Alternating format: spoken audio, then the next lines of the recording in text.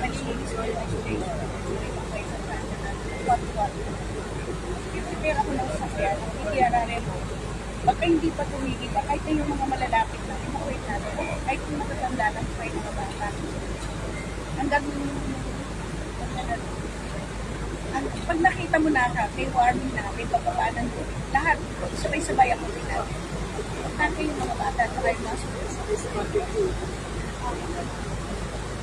Ano ko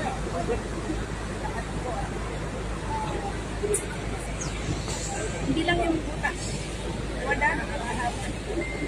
So kung yung person na papasok yung mga barangay, na talagang wala tayo magagawa. Kaya bukas na doon na ako na wala.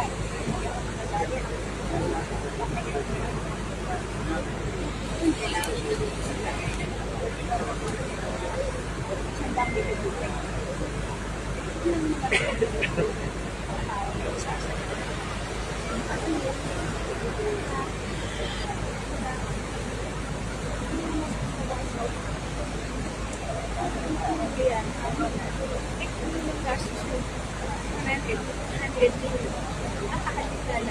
Para hindi nila gawin.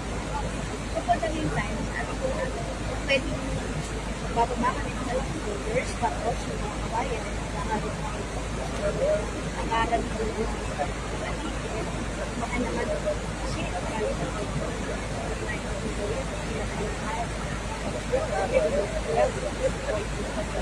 kung nagtingin ako naman, hindi na yung regulations. Pero kailangan safe. Safe na talaga gagawin nila. Pagkatapos, sinipin. Pagkatapos ng kagulan, gawin nyo na naman. Yung walang retaining wall na 3 months na.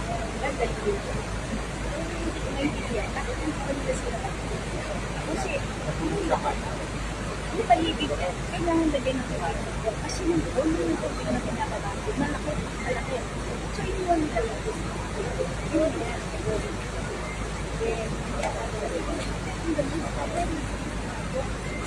Ang tao sinisipin ko yan.